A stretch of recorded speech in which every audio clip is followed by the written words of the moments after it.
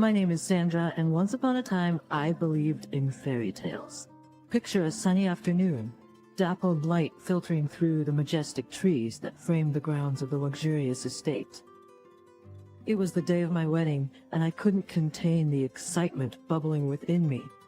Mark, my husband-to-be, was a dream come true. We met at a charity event 2 years prior, and the connection was immediate. His warm smile melted my heart, and his kindness drew me in. He had a way of making everyone feel special, and for me, he was my special someone. "Are you ready, darling?" Mark peeked into the bridal suite, careful not to look directly at me, so as not to jinx the big day. I responded teasingly, "I think the real question is, are you ready? Once we do this, you're stuck with me forever." "Forever sounds perfect if it's with you," Mark said, his voice tinged with emotion. Mark's parents, John and Linda, were also wonderful. John was the kind of man who carried an air of quiet authority, yet radiated warmth and empathy. He was a self-made businessman, having built 3 successful companies from the ground up. But beyond his accomplishments, what struck me was his kindness and how he welcomed me into the family. "Thank you for all of this, John," I had told him during a quiet moment before the ceremony. We were standing on the terrace, overlooking the preparations in the garden below. "Please call me Dad, and you don't have to thank me. Mark is lucky to have you."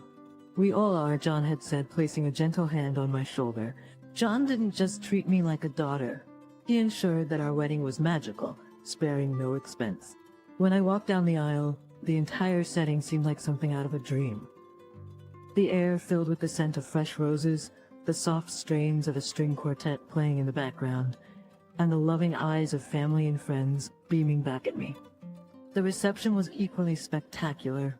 Mark and I had our first dance under a shower of twinkling fairy lights. John and Linda danced gracefully, stealing the show for a moment.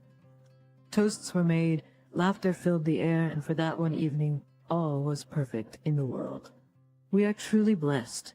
I remember telling Mark as we sat at our sweetheart table, looking out at the people who had gathered to celebrate with us. "We are," he agreed, pulling me close, "and I have a feeling it's going to be like this forever." In that blissful state, I felt like the luckiest woman alive, enveloped by love and a sense of belonging. Little did I know that the picture-perfect world I had entered would soon turn into something far less idyllic. But that day, that beautiful beginning was etched into my memory, a bittersweet reminder of how wonderful life could be and how swiftly it could change. A beautiful beginning to what I thought would be a beautiful life. Life has a way of propelling us forward, whether we're ready for it or not. A few years had passed since that magical wedding day. Mark and I had experienced our share of ups and downs, but nothing that ever threatened the foundation of our love. We decided it was time for a new chapter in our lives, one that involved a new home, our dream home. We spent months house hunting, touring countless properties, debating over kitchen layouts and backyard sizes until we found it. A spacious 2-story house with an expansive backyard, a cozy fireplace, and even a little reading nook that I instantly claimed as my sanctuary. The day we moved in was chaotic, but the kind of chaos that signifies a new beginning. Boxes were strewn everywhere, but all we could see was the potential. How we decorate the living room, where we'd place our family photos, the kind of life we'd build within these walls. We were euphoric. After settling in, we knew we wanted to share our joy with our loved ones. So we planned a housewarming party. Invitations were sent, RSVPs rolled in, and before we knew it, the day had arrived. "Is the patio set up?" Mark asked, buzzing around like a bee, filled with both nervousness and excitement. "Yes, and the fairy lights are up." "I think your parents are going to love it," I said, placing a tray of appetizers on the dining table. "I hope so. Dad's been looking forward to this." Mark smiled, capturing my hands for a brief moment. "He's been talking about firing up the grill with me ever since we bought this place. And he should. This house is as much a celebration of our families as it is of us," I replied. The party kicked off beautifully. Our home was filled with the laughter of friends and family, the aroma of grilled food, and the clinking of glasses in celebratory toasts. John and Linda arrived, bringing with them an overwhelming sense of warmth. "Sandra, this place is marvelous," John exclaimed as he walked in, eyes widening as he took in the space. Thank you, Dad. It means so much that you're here. I hugged him tightly. We wouldn't miss it for the world, Linda chimed in, her eyes twinkling as she handed us a beautifully wrapped gift, a custom painting that perfectly matched the decor of our new home. It was a touching gesture, one that epitomized the kind of thoughtful people they were. As the evening unfolded, there were heartfelt conversations and lots of mingling. Mark and John bonded over the grill, flipping burgers and exchanging jokes, their laughter carrying over the hum of party chatter. Linda and I found ourselves in the kitchen, sharing family recipes and even cooking up a quick dish together. So, when are you two planning on filling up these empty rooms? Linda winked at me as we were cooking, a playful nudge towards the idea of grandchildren. In time, Linda, in time, I laughed, a sense of comfort enveloping me. I felt genuinely a part of their family. As the party wound down and we said our goodbyes, I felt a sense of completeness I hadn't felt in a long time. Our new house had been christened with love and laughter, and it finally felt like a home. That night, Mark and I collapsed on our still new sofa, exhausted but elated. We did it. We really did it, Mark sighed, his arm around me. Yes, we did. And it's just the beginning, I responded, my head resting on his shoulder. It was a blissful day, a memory etched in my soul as a reminder of what life could offer when filled with love and family. A perfect moment captured in time just before everything changed. And change, as I would soon learn, is the only constant in life. The days following John's death were bleak, each moment dragging like an eternity. I was wrapped in a fog of sorrow as though wading through a swamp of despair that clung to me, refusing to let go. Plans for the funeral were underway, but the atmosphere was stifling with unspoken tensions and hidden agendas. Linda returned home, her face lined with grief, but her eyes strangely devoid of warmth towards me. Mark was distant, buried in his work, as though it could serve as a shield against the inevitable pain that comes with losing a parent. 3 days before the funeral, Linda approached me in the kitchen. Her voice was cold, the kind of cold that cuts deeper than any blade. Sandra, I don't think it would be appropriate for you to attend the funeral, she said, not meeting my eyes. Excuse me? The words were barely a whisper, my disbelief shadowing any other emotion. You heard me, she continued. John's friends and associates will be there. It's a matter of reputation now. Reputation? I was the one taking care of him, loving him, when everyone was too busy. How can you say this to me?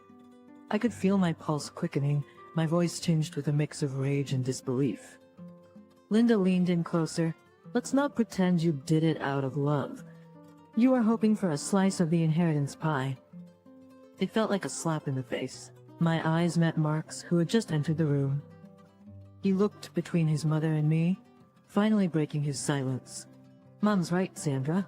It's best you don't come, Mark said, his voice devoid of the love and warmth I had known for years. I was stunned. The two people who were supposed to be my family had turned their backs on me when I needed them the most.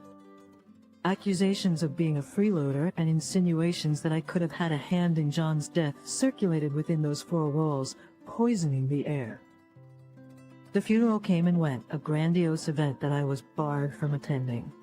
It was as if I had been erased from that part of life, a forgotten footnote in a chapter that I had played a significant role in.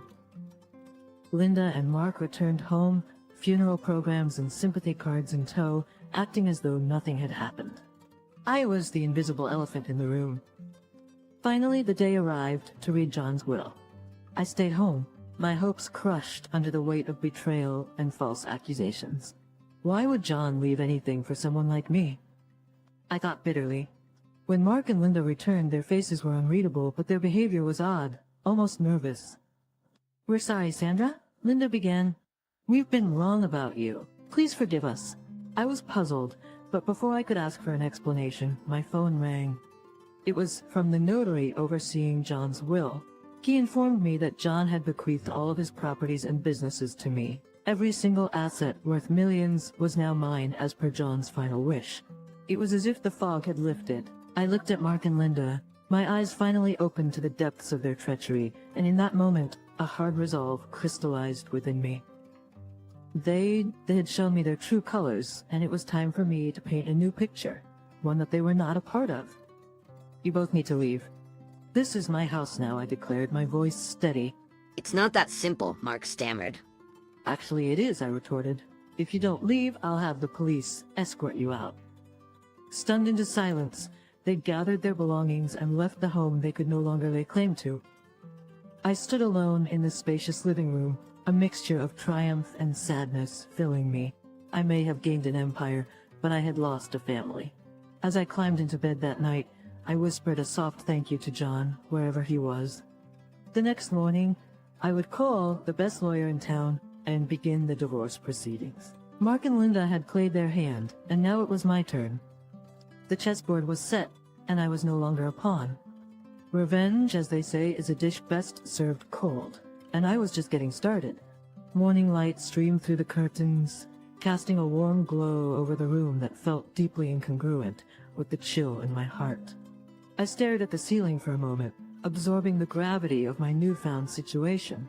Today was the day I would make things right, not just for me, but also for John, who had entrusted me with his life's work. I pulled out my phone and dialed the number of the city's top divorce attorney, a formidable woman named Caroline, known for her razor-sharp wit and unyielding approach to law.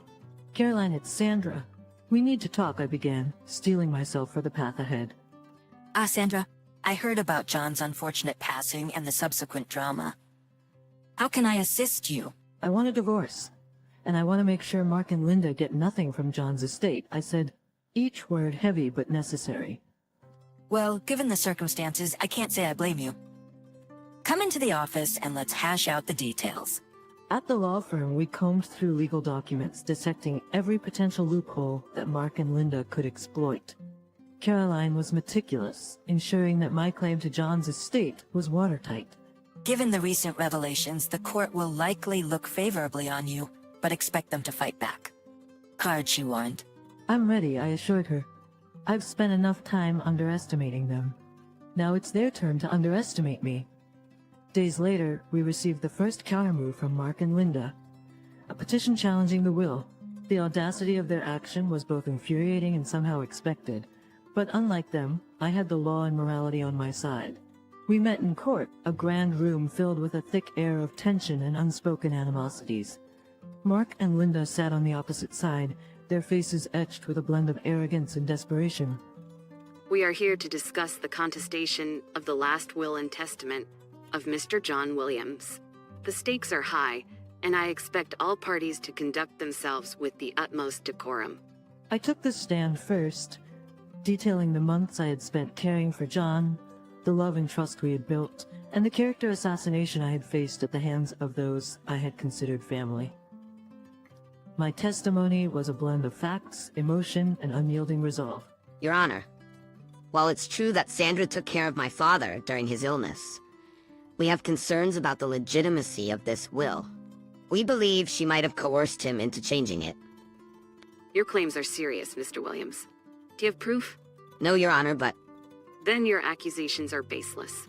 Considering the emotional and moral weight of the evidence presented, I see no reason to contest the will. All assets and properties will remain with Mrs. Sandra Williams, the judge declared, bringing down his gavel like a sword of justice. As we exited the courtroom, Caroline leaned in and whispered, "Well done, Sandra." Mark and Linda looked defeated, their ill intentions laid bare for the world to see. But for me, this was more than just a legal victory. It was a moral triumph. A vindication of love and trust over greed and deceit. As I walked out of the courthouse, my heels clicking with newfound purpose, I couldn't help but feel that somewhere, John was watching over me, nodding in approval. Revenge may be a dish best served cold, but justice. Justice was a fire, and it had just begun to burn. The air was thick with change as I stepped into what was now unequivocally my home. The victory in court had been satisfying, but now I faced the task of restructuring the companies and safeguarding John's legacy. Mark and Linda were out of my life, legally and personally, but their shadow loomed like an afterthought, a final chapter waiting to be written. I immediately set to work, assembling a team of experts to help manage John's enterprises. We pored over balance sheets and strategic plans, ready to uphold the integrity of the businesses while implementing progressive changes.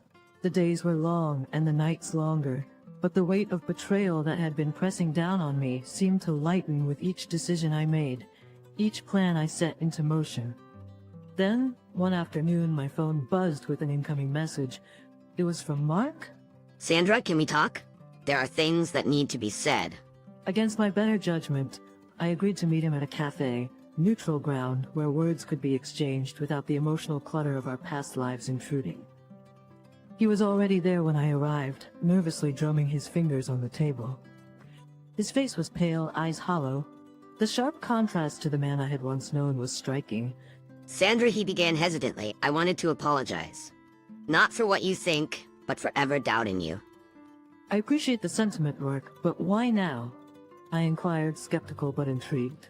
Because I found this, he said, pulling out a letter from his pocket and sliding it across the table. It was a note from John, penned just days before his death. The letter was brief but poignant, outlining his hopes for his companies, his pride in me for stepping up when no one else would, and his profound disappointment in his own son and wife for their betrayal of family values. Reading that broke me, Mark confessed, tears welling in his eyes, and it made me realize that the worst mistake I ever made was doubting you. You're right, I said, my voice tinged with a bitterness I couldn't entirely mask, but understanding your mistake doesn't undo it. What can I do to make things right? He asked, his voice tinged with desperation. I looked at him squarely.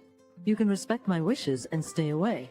I will continue to build on John's legacy, and you will go on with your life. Our paths, like our trust, are irrevocably severed. Mark nodded, the weight of his own actions settling on him like a cloak. Very well, Sandra. I wish you all the best. I stood up, ready to leave the cafe and the past behind. I wish you the wisdom to never betray someone who loves you, I said, my words less a curse, and more a statement of the harshest lessons life had taught us both. As I stepped outside, the chill of the evening air felt invigorating. My phone buzzed. It was a message from Caroline confirming our next meeting to finalize my complete ownership of John's assets. I smiled, realizing that the battles behind me had forged a strength that would carry me into the future. I had not only reclaimed my life, but also taken control of my destiny. Thank you, John. I thought as I got into my car your last gift was making me see who truly deserved to be in my life.